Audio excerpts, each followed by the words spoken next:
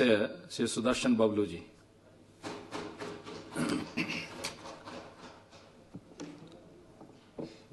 सभापति महोदय, महामहिम माननीय राज्यपाल महोदय के अभिभाषण पर धन्यवाद। प्रस्ताव व प्रस्तुतिकरण एवं चर्चा में मुझे आपने भाग लेने का मौका दिया, इसके लिए मैं आपका धन्यवाद करूंगा। महामहिम राज्यपाल जी ने अपना अभिभाषण, जब हम भी पिछले 3 वर्ष से देख रहे हैं कि वो आते हैं और अपना पूरा सरकार की कार्यप्रणाली जो 3 वर्ष में रही है उसके ऊपर पूरी चर्चा होती है और लगभग 1 घंटा 1.5 घंटा जो है वो भाषण पढ़ा जाता है।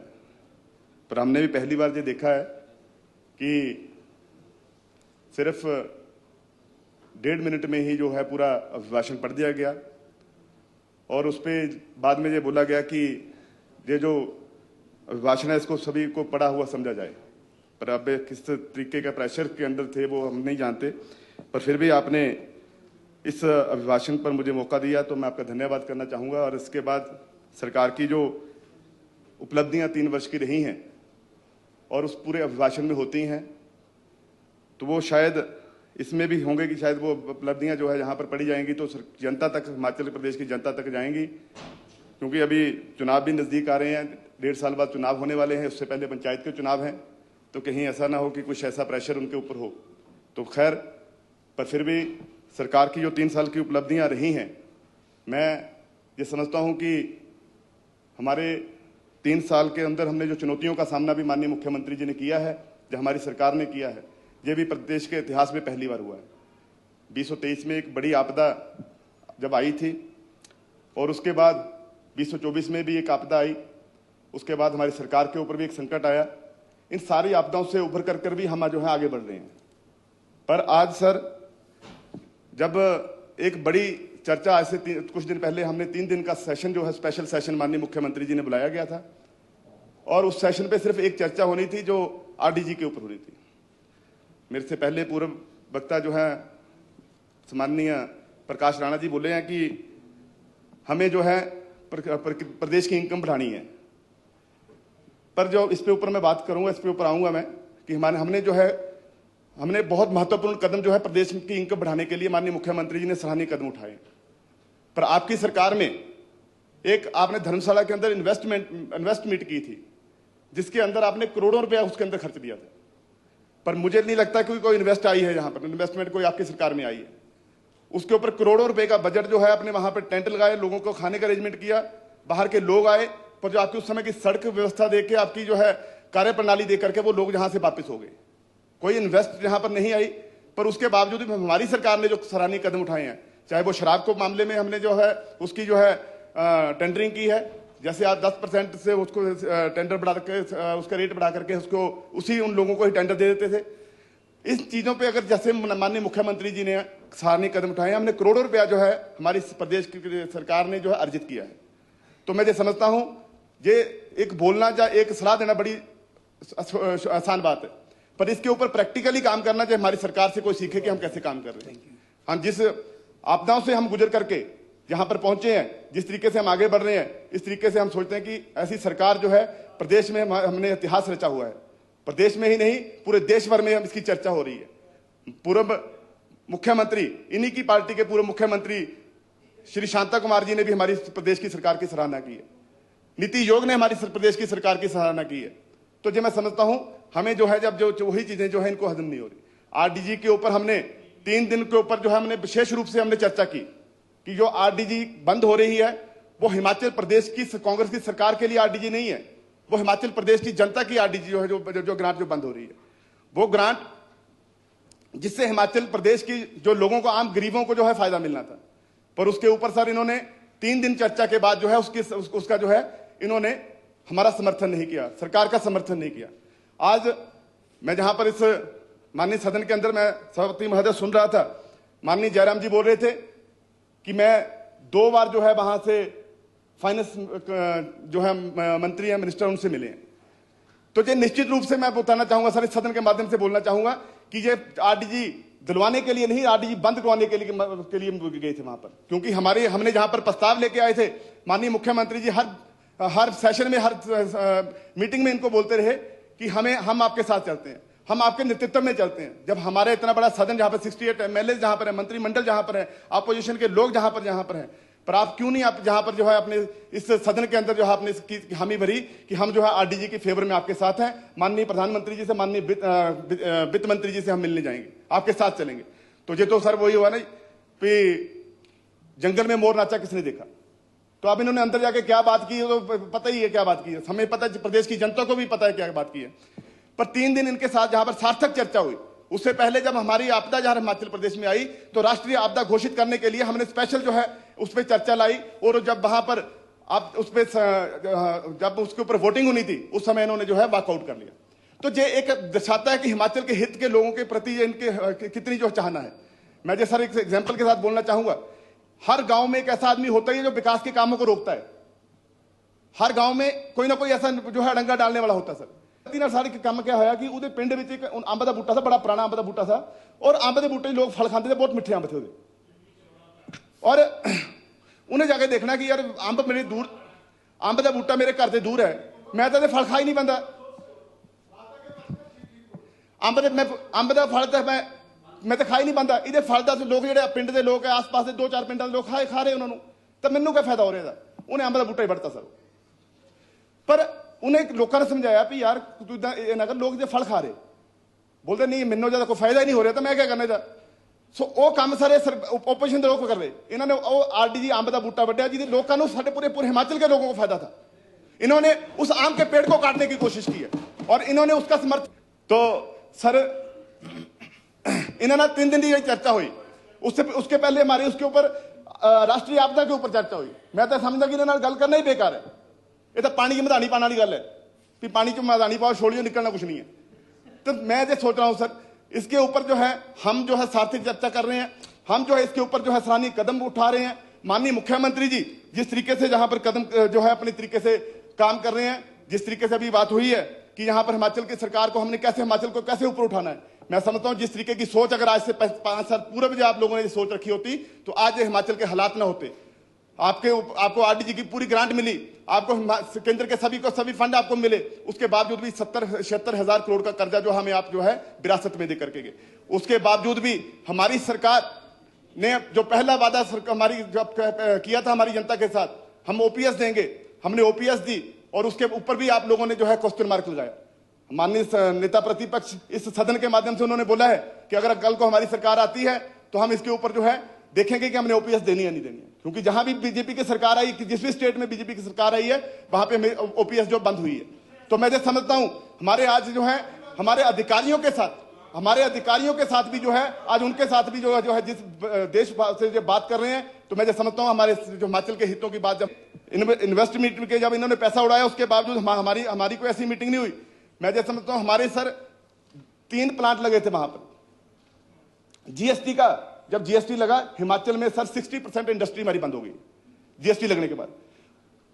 हमारे क्षेत्र में, मेरे अंब क्षेत्र में सारे कामधेनु का सरिया बनता था, वो फैक्ट्री बंद हो गई। राष्ट्रीय सरिया बनता था, वो फैक्ट्री बंद हो गई। एक ल्यूमिनस का प्लांट शिफ्ट होकर के सर दूसरे राज्यों में चला गया। भाजपा में की सरकार उस समय इनकी सरकार प्रदेश में भी थी और केंद्र में भी इनकी सरकार थी, पर कभी इन्होंने उस पर चर्चा नहीं की। इतने बड़े प्लांट जो बंद हो रहे हैं इनके ऊपर जो है इनको प्लांट को कैसे चालू करना है सर। नए प्लांट तो आने की बड़ी दूर की बात है, चलते हुए प्लांट इनकी इन्वेस्टमेंट के बाद बंद हो गए सर। तो ये चीज सर मैं समझता हूं आज जिस तरीके से ये बात कर रहे थे कि आज हमें जो है माननीय नेता प्रतिपक्ष जी, माननीय मुख्यमंत्री जी पर क्वेश्चन मार्क लगा रहे थे कि आप लोगों ने जो है वहां पर जो है उनके ऊपर जो हमारे यूथ कांग्रेस के जो लड़के थे जिन्होंने दिल्ली के अंदर प्रोटेस्ट किया, सर दिल्ली के अंदर प्रोटेस्ट किया, प्रोटेस्ट करना कोई अपराध नहीं है, पर उन्होंने जो अपने तरीके से उन्होंने जो प्रोटेस्ट, अगर उसको प्रोटेस्ट को भी ये जुर्म मानते हैं तो इन्होंने, वैसे मैं समझता हूं इनकी सीआईडी बड़ी जबरदस्त है, इन्होंने हमारे लोगों को जो है वहां पर जो है रोडू के अंदर जो है इन्होंने पता लगा लिया कि रोडू के अंदर वो है जो लोग बैठे जिन्होंने प्रोटेस्ट किया, सरकार के खिलाफ जो क्वेश्चन उठाए हैं, जिन्होंने सरकार के खिलाफ जो है उनकी कार्यप्रणाली के ऊपर क्वेश्चन उठाए हैं। पर सर बड़े दुख की बात है आज तक पुलवामा के अंदर जो लोग आए हैं, जिन्होंने पुलवामा के अंदर जो है अटैक किया, हमारे जो सैनिकों को जो है मौत के घाट उतारा, पहलगाम के अंदर सर हमारे टूरिस्ट के ऊपर उन्होंने अटैक किया, आज तक सर उसका पता नहीं लगा पाए कि वो लोग आए कहां से थे, वो आरडीएक्स कहां से आया। जैसे मैं समझता हूं अगर ये आज सरकार के ऊपर कोई उंगली उठाता है, जब सरकार के ऊपर कोई क्वेश्चन मार्क लगाता है, तो आज के समय में वो सबसे बड़ा आतंकवादी उसको जो है ये घोषित करने की कोशिश करते हैं। पर जो असल में देश के अंदर आतंकवादी हैं उनको पकड़ने में हमेशा ही नाकामयाब रहे हैं। तो मैं ये समझता हूं सर, आज जिस तरीके से हमारी सरकार की बात कर रहे हैं कि हमने 1500 रुपया जो है नहीं दिया, हमने तो 3 वर्षों में कहीं ना कहीं 1500 रुपया दिया है। जो ऊना में हमने कई लेडीज को 1500 रुपया दिया है। अभी हम माननीय मुख्यमंत्री जी ने डोडरा क्वार में जो है घोषित किया कि वहां पे महिलाओं को 1500 रुपए दिया। अरे आपकी सरकार तो जब 2014 में आई थी, तो बोल के आई थी 15-15 लाख रुपया देंगे। आपने 15 लाख रुपए का नाम ही बुला दिया। उसके बाद अब क्या बात हुई थी कि बहुत हुई महंगाई की मार, अब की बार भाजपा की सरकार। पेट्रोल और डीजल की बात होती थी, रसोई गैस की बात होती थी, तो आपकी स्मृति ईरानी जो है प्रधानमंत्री को चूड़ियां भेजने की बात करती थी।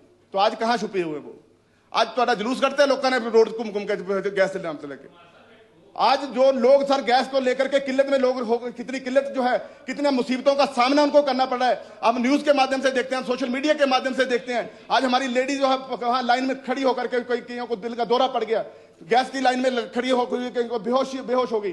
पर आज जो है उनको कोई नजर नहीं आ रहा। आज स्मृति ईरानी जी को चूड़ियां नहीं नजर आ रही। मैंने लगता कंपनी ने चूड़ियां बनानी बंद करती हैं जब जड़ियां उनका नाप नहीं मिल रहा जो नाप आंदा प्रधानमंत्री जी को। पर ये चीजें जो हैं, हमें इन चीजों पे ऊपर जो है कभी सार्थक चर्चा नहीं होती। और उसके साथ साथ सर, हमें पीछे जब राज्यसभा के चुनाव हुए, मैं राज्यसभा के चुनाव के बीच में भी कई बीजेपी के लीडर आ रहे कि अब 12 द्वारा से राज्यसभा का चुनाव। अरे कोई शर्म करो। राज्यसभा के चुनाव में ਤੁਹਾਡੇ ਬੰਦੇ 6 ਬੰਦੇ ਦੀ ਬਲੀ ਦੇਤੀ। ਤੁਸੀਂ 6 ਬੰਦੇ ਘਰ ਬਿਠਾਤੇ ਵਿਚਾਰੇ ਜਿਹੜੇ ਇੱਥੇ ਐਮਐਲਏ ਬਣ ਕੇ ਬੈਠੇ ਹੁੰਦੇ। ਔਰ ਸਰ ਕਈਆਂ ਉਹਨਾਂ ਵਿਚਾਰਿਆਂ ਦੀ ਹਾਲਤ ਇਹ ਹੋ ਗਈ जिले बरसात में जो डोरू वाले आते हैं ना जी, साढ़े पंचोचे बेचारे आते गुग्गा के डोरू मांगते हैं, वो चलते हैं। मैं सारे एमएलए देखे घर वैके डोरू सुनिया करते हो, और डोरू सुनने जो बनाते सर इतने सेशन बिठाए उठाए। तो सर आज इनको जो है राज्यसभा के चुनाव को भी बड़ी चिंता हो रही थी, इनको पंचायत के चुनावों को बड़ी चिंता हो रही थी। पिछली हमारा विधानसभा सेशन जो धर्मशाला में हुआ, उसके ऊपर पूरी चर्चा जो है पंचायत के चुनाव कब होने हैं। पंचायत के चुनावों का बड़ा इनको शौक रहता है। जीते कभी नहीं मेरे ख्याल से। पिछले 5 इलेक्शनों का रिकॉर्ड चेक कर लो। हमारी जब इनकी सरकार थी, हम बाई इलेक्शन हुआ, 3 इलेक्शन जो है बाई इलेक्शन में जो एमएलए का, एक हमारा जो है एमपी का इलेक्शन हुआ, चारों की चारों सीटें हम जीते इनकी सरकार में। उसके बाद हमारा 22 में चुनाव हुआ, तब हम जहां पर हम जो 40 सीटें जीत करके यहां पर आए। उसके बाद म्युनिसिपल कॉर्पोरेशन का शिमला का चुनाव हुआ, हम 1 साइडेड जीते सर। वहां से इन्होंने पूरा जोर लगा दिया, एक एक घर में 4-4 बंदे बिठा दिए इन्होंने अपने, हम वो चुनाव जीते। उसके बाद सर हमारी सरकार गिराने की कोशिश की गई। वहां पर सर 9 एमएलए जो है जो चले गए, उनमें से 6 बेचारे फिर बिठाते, फिर हम जीत के आगे के आए। अब चुनाव है पर बोले कि पंचायत के चुनाव कब होने हैं, सुप्रीम कोर्ट में चले गए, हाई कोर्ट में चले गए। कोई गल नहीं, टेंशन ना लो, तो दिखा जो बिठा देनी असी, टेंशन ना लो।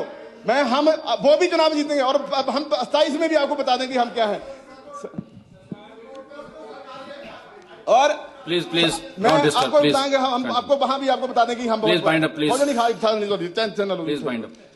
उसके बाद सर आज जो सार्थक काम हमारी सरकार ने किया, हम एजुकेशन के मामले में माननीय मंत्री जी यहां पर बैठे हुए, हम 22वें स्थान के ऊपर थे इनकी सरकार में। जब हमारी एजुकेशन की स्थिति क्या थी, कहां स्कूल खोल दिए इन्होंने। स्कूल खोलने में तो बड़े शौक से बोल रहे हैं, हमने 900 संस्थान खोल दिए। हमारी जब सरकार जब थी, माननीय स्वर्गीय राजा वीरभद्र सिंह जी मुख्यमंत्री थे, मेरी विधानसभा में 2 कॉलेज खोले सर। एक चौकी मीनार में कॉलेज खोला, एक चिंतपूर्णी में कॉलेज खोला। जो चिंतपूर्णी में कॉलेज था सर, वो अंडर कॉम्प्लेक्स जो है वो डिस्ट्रिक्ट ऊना के अंदर आता है, पर रेवेन्यू रिकॉर्ड में जो कॉलेज है वो जसमा परागपुर में था सर। जसमा परागपुर के जहां पर मंत्री थे उस समय, ट्रांसपोर्ट मिनिस्टर थे, इंडस्ट्री मिनिस्टर थे, उस कॉलेज के ऊपर 5 रुपए नहीं लगे सर। आज उस कॉलेज की हालत ये है कि वो कॉलेज की बिल्डिंग गिरने वाली है, वहां पर बच्चे लोग पढ़ने के लिए नहीं भेज रहे हैं, क्योंकि वहां पर इनका कार्यकाल जो है मंत्री जी के समय में, इनके ही रेवेन्यू रिकॉर्ड में, इनके ही विधानसभा में वो कॉलेज है। और मैं वहां पर सर अभी जाकर के आया, तो बच्चे वहां पर गुहार लगा रहे थे कि इस कॉलेज का कुछ करो। तो सर ये इनकी कॉलेज की जो है, मैं चिंतपूर्णी कॉलेज की बात कर रहा हूं। उसके बाद सर चौकी मीनार कॉलेज की बात कर रहा हूं सर। चौकी मीनार कॉलेज हमारी सरकार ने खोला। चौकी मीनार जब कॉलेज खुला, हमारी सरकार चली गई, बीजेपी की सरकार आ गई, स्कूल के 2 कमरों में कॉलेज चल रहा था। स्कूल के 2 कमरों में कॉलेज चल रहा था। मैंने माननीय मंत्री जी से बात की, माननीय मुख्यमंत्री जी से बात की। मैं धन्यवाद करूंगा माननीय मंत्री जी का और माननीय मुख्यमंत्री जी का, जहां पे रोहित ठाकुर जी बैठे हैं। ये वहां पर इन्होंने जाकर के उस कॉलेज का द्वारा से काम शुरू करवाया। 13 करोड़ रुपया उस कॉलेज के लिए दिया। हमने उसकी 4 मंजिलें बना करके तैयार कर दी हैं। बहुत जल्द जो हम उसकी बिल्डिंग को बना करके तैयार करके दे रहे हैं। मैं सर अंब हॉस्पिटल की बात करूं, मेरा अंब हॉस्पिटल आता सर, अंब हॉस्पिटल के अंदर सर, जब मैं विधायक बना मैंने आरकेएस की मीटिंग ली, मैं आरकेएस की मीटिंग में बैठा तो मेरे वहां के बीएमओ ने मुझे बताया कि जो रोगी कल्याण समिति की बैठक है पिछले 3 वर्ष में हुई नहीं। कितने गंभीर थे जो एजुकेशन को लेकर के और हेल्थ को लेकर के। वहां पे 4 डॉक्टर थे सर। जब मैंने वहां पर मीटिंग ली, वहां मीटिंग में जाकर के मुझे पता लगा कि यहाँ पे एक अल्ट्रासाउंड मशीन भी पड़ी है, तो पता लगा कि अल्ट्रासाउंड मशीन तो पड़ी है, सिर्फ एक ही अल्ट्रासाउंड हुआ। मैं कह किसका हुआ?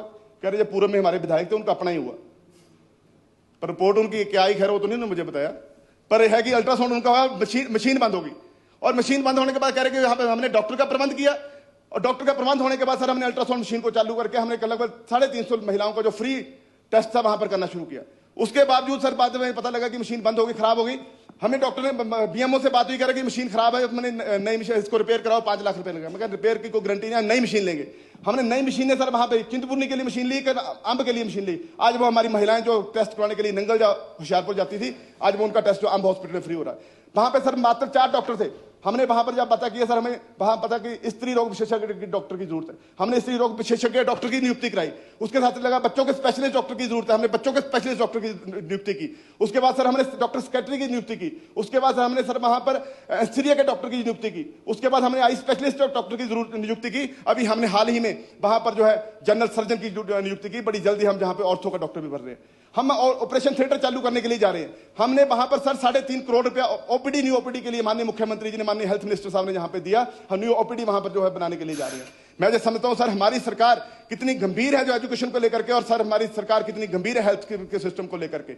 हमारी सरकार जब बनी, जब 22वें स्थान के ऊपर जब हमारे जो हिमाचल प्रदेश की जो एजुकेशन सिस्टम था, आज हम सर 5वें स्थान पर। मैं धन्यवाद करूंगा माननीय मंत्री जी का और माननीय मुख्यमंत्री का, पूरे मंत्रिमंडल के जितने हमारे सदस्य हैं। आज सर धर्म की बात करते हैं, कई बार हमें बात बोलते हैं, कभी मुख्यमंत्री जी को टिप्पणी करते हैं कि आप वहां पर नहा के नहीं आए, आप वहां पर नहा के चले गए। यार क्या बातें कर रहे हैं? हमें लोगों ने इसके लिए भेजा कि कहां नहाना कहां नहीं नहाना। हमें लोगों ने, हमारे लोग को बेसिक मुद्दे हैं, भगवान को मानना किस, वो हमें पता है, भगवान को मानने वाले हम लोग हैं। मैं माननीय उप मुख्यमंत्री यहाँ पर बैठे हैं, हर महीने में 2 दफा जो है हम चिंतपूर्णी माता जी के दर्शन करने के लिए, वहां की व्यवस्था को देखने के लिए जाते हैं। माननीय मुख्यमंत्री उप मुख्यमंत्री जी अभी 14 करोड़ की स्कीम जो हम पे श्रद्धालुओं जी को जहां बड़े लंबे समय से लंबित पड़ी थी, माननीय उप मुख्यमंत्री जी मैं आपका धन्यवाद करना चाहूंगा कि आपने उसका जो है अभी उसका उद्घाटन भी किया और समय से पहले आपने उस स्कीम को चलाया। 14 करोड़ की लागत से हमने आईपीएच की स्कीम को चलाया और माता चिंतपूर्णी जी के मंदिर के जो पुजारी लोग थे, जहां पे जो हमारे श्रद्धालु आते थे, उनको पानी पीने की व्यवस्था हमने की। आज मैं माननीय उप मुख्यमंत्री जी का धन्यवाद करूंगा। मेरे ख्याल से हर रोज मेरी माननीय उप मुख्यमंत्री जी की चर्चा होती है कि हम जो है माता के मंदिर का सौंदर्यकरण करने के लिए जा रहे हैं। 130 करोड़ रुपया हम माता मंदिर के, हमने पहली किस्त जो है, माननीय उप मुख्यमंत्री जी आपका मैं धन्यवाद करूंगा, माननीय मुख्यमंत्री जी का धन्यवाद करूंगा कि आपने 130 करोड़ की किस्त माता चिंतपूर्णी जी के सुंदर भवन बनाने के लिए हमें दी है। और इन्हीं नवरात्रों में जो माननीय मुख्यमंत्री जी के कर कमलों से हम जो है उसका नींव पत्थर रखने जा रहे हैं और हम 1 साल के अंदर जो है उसका जो है काम पूरा करके एक सुंदर भवन, जैसे हम वहां पर जगन्नाथपुरी में जाते हैं, बगलम अपना वहां पे जगन्नाथपुरी में गए, हम तिरुपतिनाथ में गए, हम वैष्णो देवी मंदिर में गए, इसी तर्ज के ऊपर हम जो सुंदर भवन वहां पर बनाने के लिए जा रहे हैं। मैं माननीय अपनी सरकार का इसलिए धन्यवाद करना चाहूंगा। सर ये क्या बोलते हैं हमें, और एक बात सर, हमने इन्होंने 55 करोड़ रुपया हमने प्रसाद, हमें केंद्र से पैसा मिला, प्रसाद योजना में पैसा मिला, उसका उद्घाटन करने के लिए बड़ी वो बच गई, हमें इसका ऑनलाइन उद्घाटन कर देना। वो पैसा हमें मिला नहीं सर, हमने लिया वो पैसा, क्योंकि हमने हाई कोर्ट में उसकी रीड की, हमने कोर्ट में गए, इन्होंने मना कर दिया कि हम प्रसाद योजना में हमने पैसा खत्म हो गया, पैसा नहीं देंगे। पर हमने उसके बावजूद भी सर कोर्ट में गए, कोर्ट में जाकर के हमारी संभव केस जीते। उस केस जीतने के बाद सर हमने वहां पर उसका जो है उसका पैसा हमें मिला। आज वो पैसा भी डाल करके हम जो है उसको मिला करके हम उस पैसे को जो है माता के भवन में लगाने जाने हैं। पहले फेज में माननीय उप मुख्यमंत्री जी से, माननीय मुख्यमंत्री से मेरी चर्चा हुई थी। हमारा टारगेट है कि हम लगभग 500 करोड़ रुपया उस मंदिर पे खर्चने जा रहे हैं। लाखों करोड़ों लोग वहां पर श्रद्धालु आते हैं, दर्शन करने के लिए आते हैं। तो मैं समझता हूं सर, इस तरीके की जो है सोच हमारे माननीय मुख्यमंत्री, माननीय उप मुख्यमंत्री हमारी सरकार की है। आज मैं सुन रहा था कि माननीय नेता प्रतिपक्ष जी बोल रहे थे कि आपको शराफ लगेगा। आप कभी बोलते शराफ लगेगा, कभी बोले भगवान भी आपकी सरकार को नहीं बचा सकती। तो कम से कम आपकी भगवान के ऊपर इतनी आस्था है तो आप यहाँ पे बोलने की आपको शराफ लगेगा। माता यहाँ पे शराफ नहीं लगेगा, इनको तो आशीर्वाद मिल रहा है, शिव भगवान का तो आशीर्वाद मिल रहा है, माता चिंतपूर्णी जी का भी आशीर्वाद माननीय मुख्यमंत्री जी को मिल रहा है। और मैं जो समझता हूं, जिस तरीके से माननीय मुख्यमंत्री जी इस लड़ाई को लड़ रहे हैं, हिमाचल को आगे लेके जाने की बात कर रहे हैं, आरडीजी मिले ना मिले, हम हिमाचल के सरकार माननीय कैबिनेट में भी हम मंजूर कर दिया है कि हम ओपीएस जो बंद नहीं करेंगे। हम हिमाचल के हितों के साथ खिलवाड़ नहीं करेंगे। हम और जो है धन अर्जित करके हम अपने पैरों पे खड़े होने की और आगे बढ़ रहे हैं। माननीय मुख्यमंत्री जी पूरे प्रदेश में नहीं पूरे देश के अंदर एक योद्धा मुख्यमंत्री के नाम से जाने जाते हैं। वो लड़ते हैं, वो लड़ते रहेंगे हिमाचल के लोगों के लिए। हमें भी उन्होंने हमेशा निर्देश दिए कि हिमाचल के हितों को जो है उनके साथ हम खिलवाड़ नहीं होने देंगे। मैं माननीय मुख्यमंत्री जी के बारे में एक बात बोलना चाहूंगा कि आंधियों से और तूफानों से लड़ करके आए हुए हैं और इस सिंहासन पे बैठे हुए हैं। आंधियों से और तूफानों से लड़ करके आए हैं और इस सिंहासन पे बैठे हैं। हमारे प्रदेश के मुख्यमंत्री बने हैं। आपकी छोटी सी फूंक से बुझ जाएं ऐसा दिया नहीं है वो। मैं ये बोलना चाहूंगा कि आज लोगों ने जिस तरीके से सरकार को गिराने, सरकार की हमेशा ही साथ ना देने की वजह से आपने जो है हमेशा उनको जो है हमेशा सरकार की बुराइयां करने के लिए बैठे हैं। ठीक है, आपका बनता भी है क्योंकि 5 गुटों में बंटे हैं, कौन ऊपर जाएगा कौन नीचे जाएगा ये चीजें तो आपको दिखाने पड़ेगा। पर खैर ये चीजें जो है हमारे देश के प्रदेश के हित के लिए है। हमें जहां पर चुन करके लोगों ने भेजा है, प्रदेश के हित के लिए भेजा है। हमारे 1 लाख लोग जो है हमारी विधानसभा के लोग हैं, उन्होंने हमें इसलिए भेजा कि हमारे जहां पर जो है सार्थक चर्चा हमारी जो है अपने क्षेत्र की जाए। मैं माननीय सभापति महोदय, मैं आपके माध्यम से बोलना चाहूंगा कि जिस तरीके से जो है हेल्थ के ऊपर और एजुकेशन के ऊपर माननीय हमारी सरकार काम कर रही है, इसके लिए मैं धन्यवाद करना चाहूंगा माननीय मंत्री जी का, माननीय उप मुख्यमंत्री जी का, माननीय शिक्षा मंत्री जी का, माननीय मुख्यमंत्री जी का। और सर आपने मुझे इस चर्चा के ऊपर जो है बोलने का मौका दिया, मैं आपका धन्यवाद करूंगा। और भी काफी मुद्दे हैं सर, मैं अभी मुझे जब बजट में बोलूंगा, मेरे तो पास अभी तो काफी चीजें थी मेरे पास बोलने के लिए, पर आपने सर घंटी 2 ओवर बजा दी तो मैं समय भी देख रहा 22 मिनट हो गया। आपका धन्यवाद करूंगा और सर आपने मुझे समय दिया। जय हिंद, जय हिमाचल, जय माता चिंतपूर्णी। और मैं सर इस भाषण का जो माननीय राज्यपाल महोदय जी ने इस पे प्रस्तुत किया, इसका मैं समर्थन करता हूं। धन्यवाद। जय हिंद, जय हिमाचल, जय माता चिंतपूर्णी।